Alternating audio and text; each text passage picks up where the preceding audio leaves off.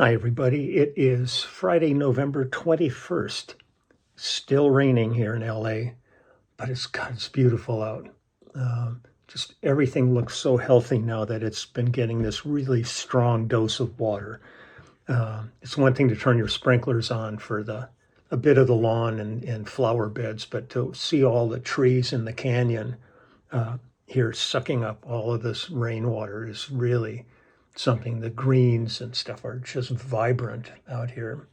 It's supposed to rain, I think, through today, and then it's still supposed to clear out for the rest of the remainder of the month. There's nothing apparently on the horizon storm-wise. We'll see what happens in December. I got a lot to do today, so I thought I would just get some music done, but I'm going to do something different. I mean, I'm always posting songs that I've worked on from different albums and different artists. And I've done a little of this, but I'm going to jump in here one more time. I've done a ton of television over the years. I did all of Mike Post's shows and different composers for television and commercials. You know, everything from Schilling spices to Taco Bell. I mean, you kind of name it. This is what we do as studio players. But one of the things I've also loved is when I've worked on feature films. And I'm going to load you with a little info here on this one. The one that we worked on that I'm going to feature some of the songs from. Now, it's weird doing songs from a project like this because this was all music for visuals. So when you're not seeing the visual, you're just listening to the music on it. But know that all of this music that I'm going to play for you now was all music that we did to visuals on the screen. And the movie was called For Love of the Game. And I'll read you a little about this, and then I'm going to tell you about the composer on this. For Love of the Game is a 1999 American sports drama film directed by Sam Raimi and written by Dana Stevens, based on Michael Shiraz's 1991 novel of the same title. It stars Kevin Costner and Kelly Preston, and it follows the perfect game performance of an aging baseball pitcher as he deals with the pressure of pitching in Yankee Stadium for his final outing and calming himself with memories of a long-term relationship. The play-by-play of the game is announced by longtime Brooklyn, Los Angeles Dodgers broadcaster Vin Scully, who himself called 4 perfect games in his career, and Steve Lyons. Vin Scully was the best. Just, that was the real joy. When I used to go to Dodger games, the one thing that I always thought, games are really boring unless you bring a radio with you and sit and listen at the Dodger games to Vin Scully calling the game. Then it was high entertainment. The plot: the Detroit Tigers travel to New York to play a season-ending series against the New York Yankees. At 63-97, the team has long since been eliminated from playoff contention and are playing for nothing but pride against the Yankees, who have had a chance to clinch the American League East with a win. In his Manhattan hotel suite, 40-year-old pitcher Billy Chappell awaits his girlfriend, Jane Aubrey, but she doesn't show. Jane is a single mother with a teenage daughter, Heather, whom Billy got to know. The next morning, Billy is told by Tigers owner Jerry Wheeler that the team has been sold and that the new owners first move will be to end Billy's 19-year tenure with the Tigers by trading him to San Francisco Giants. Billy learns from Jane that she is leaving the same day to accept a job offer in London. Billy is famous, an accomplished pitcher, but he has a losing record this season in the near ending of his career and is recovering from a hand injury. Wheeler hints that Billy should consider retiring rather than join another team. As he goes to Yankee Stadium to make his last start of the year, Billy reflects about Jane, detailing how they met 5 years prior. These flashbacks are interspersed with the game, along with glimpses of Jane watching the game from a television at the airport. And then it continues about this. And it's got a great cast. I mean, I've done a few movies with Kevin Costner. I did The Postman with him and a couple of others. And it was really great. And Kelly Preston and John C. Reilly. Brian Cox is in it. J.K. Simmons. I mean, it's a great production on this one. But I'm going to hold on a minute. Okay, so we have that. That's the movie that we did here. I'm going to Get rid of this one. Now I am going to talk about the composer of the music, and that was the remarkable Basil Poledouris. I'm going to read you a little bit about Basil. Basil Constantine Poledouris was an American composer, conductor, orchestrator of film and television scores, best known for his long-running collaborations with directors John Milius and Paul Verhoeven. Among his work are scores for the films Conan the Barbarian, Red Dawn, Iron Eagle, RoboCop, Hunt for Red October, Free Willy, Starship Troopers, and Les Mis. Poledouris won the Primetime Emmy Award for Outstanding Music Composition for a Limited Series, Movie, or Special with his work on the four-part miniseries Lonesome Dove. In '89, he was a four-time recipient of the BMI Film Music Award. He was, and it's interesting, you hear a name, Basil Constantine Poledouris. Well, he was born in Kansas City, Missouri, to Greek immigrant parents from Messenia. He's credited the two influences with guiding him towards music. The first was composer Miklos Rosa. The second was his own Greek Orthodox heritage. Poledouris was raised in the church, and he used to sit in services enthralled by the choir's sound. At the age of 7, he began piano lessons, and after graduation from Garden Grove High School, he entered the University of Southern California to study both filmmaking and music. Several short films which he contributed to are still kept in the university's archives. At USC, Poledouris met movie directors John Milius and Randall Kleiser, with whom he would later collaborate as a music composer. He appeared as a background extra in several episodes of Star Trek, the original series. In '85, Poledouris wrote the music for Paul Verhoeven's Flesh and Blood, establishing a durable collaboration. He became renowned for his powerful epic style of orchestration, composition, and his intricate thematic designs. He scored soundtracks for The Blue Lagoon, Conan the Barbarian, Conan the Destroyer, Red Dawn, Iron Eagle, RoboCop, Hunt for Red October, Quigley Down Under, Free Willy, Free Willy 2, Starship Troopers, and For the Love of the Game. Now, what we're going to talk about is when I worked on For the Love of the Game with him. Poledouris' studio, Blowtorch Flats, was located in Venice, California, and was a professional mixing facility specializing in film and media production.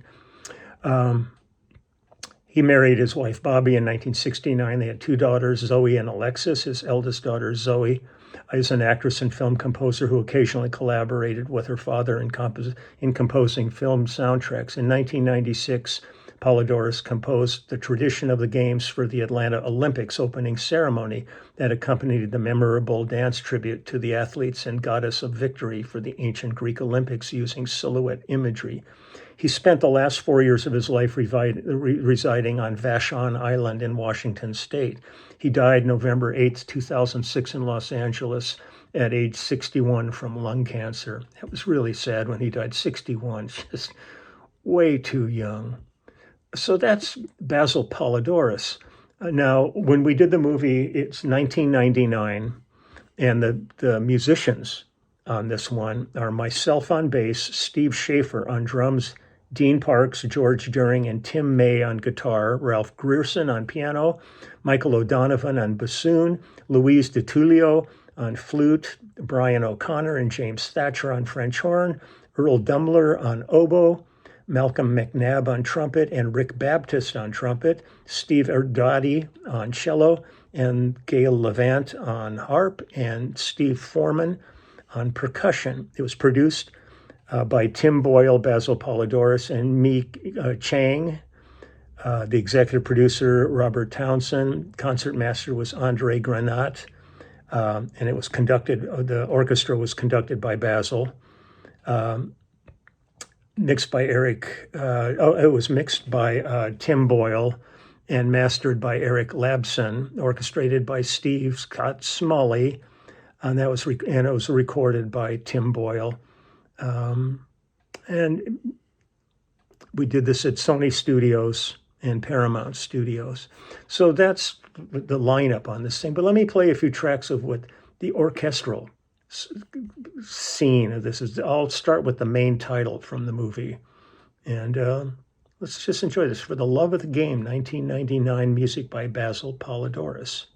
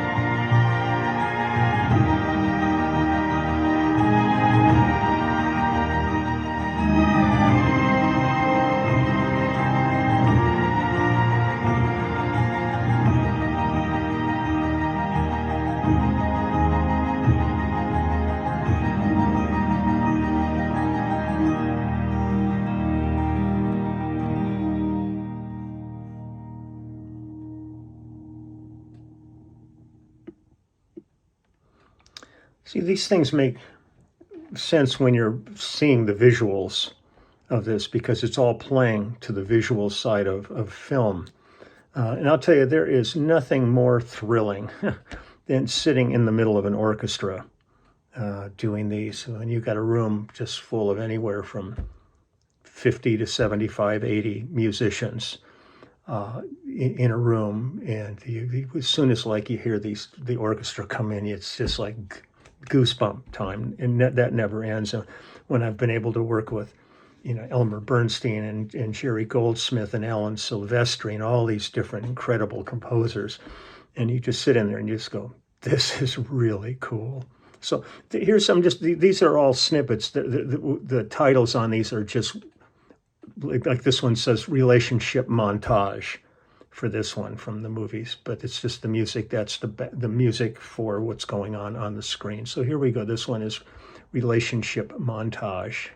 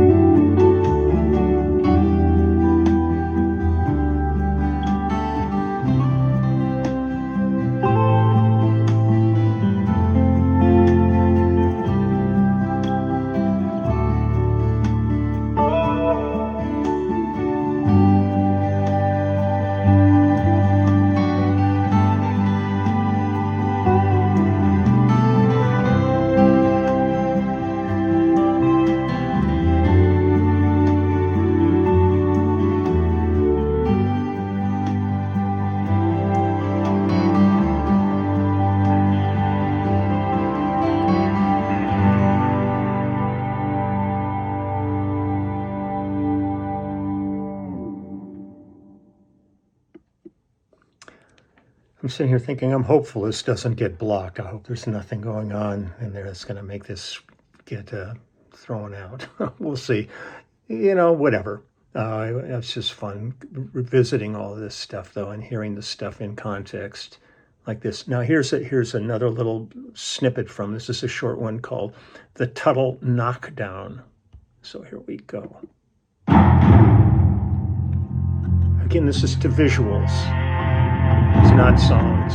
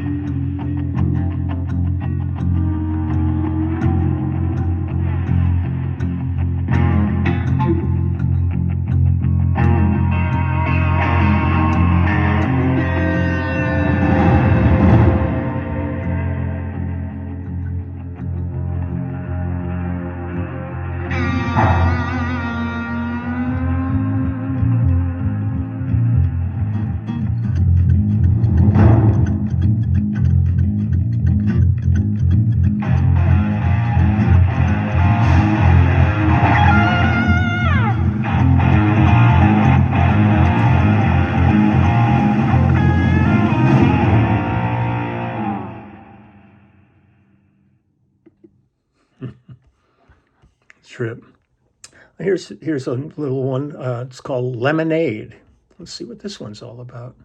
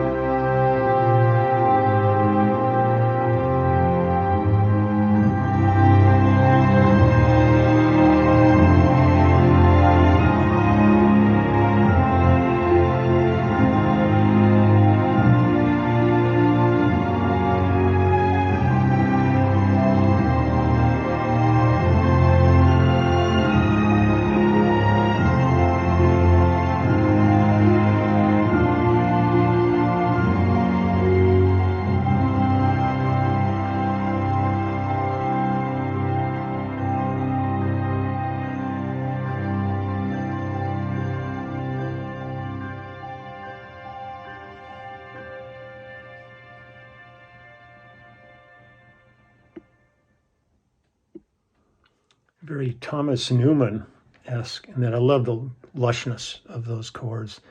And I've also loved working with Randy Newman on film and stuff. Let's see what we got here. This little one is called No Hits. So let's see where No Hits is headed.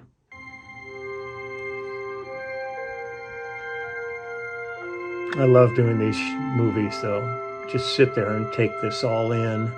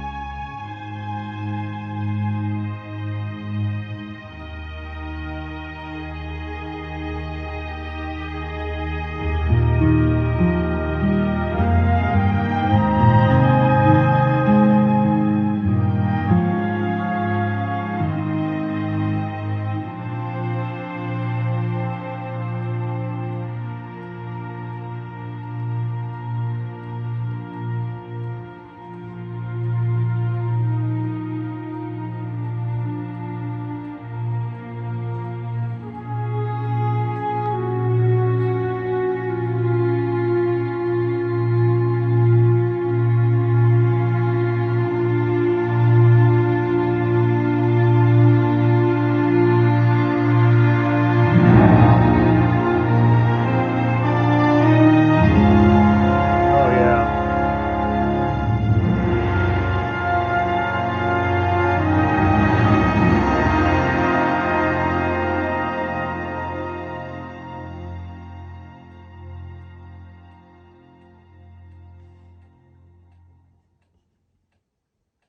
Well, there's a richness to that that's just beautiful.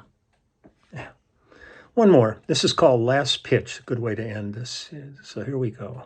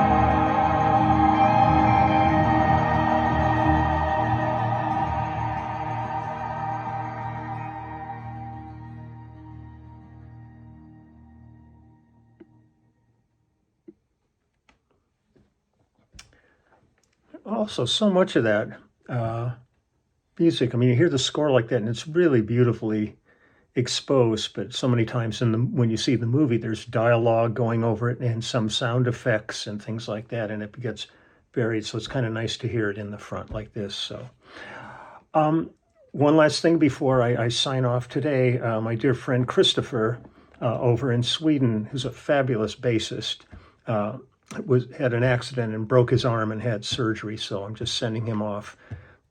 Just lots of good energy for a complete and speedy recovery so he can get back to playing and get back to his normal life. But boy, it just sucks when stuff happens like that and all of a sudden you are just set back on it. So Christopher, I hope everything heals up really good and you can get back to playing and posting your videos and stuff, because I enjoy all of that. So I'm going to get going here. I've got a bunch more books. It's been good. I've been doing between 2, 4, 6 boxes a day of books. So it's kind of been nice just getting all those out there. And then I'm going to head to the warehouse because I used up all the books I have at home. So I'm going to go pick up another truckload and bring them home. And that's it. So I will talk to you later. Okay, have a great day, and I'm going to enjoy this rain a little bit more. Bye.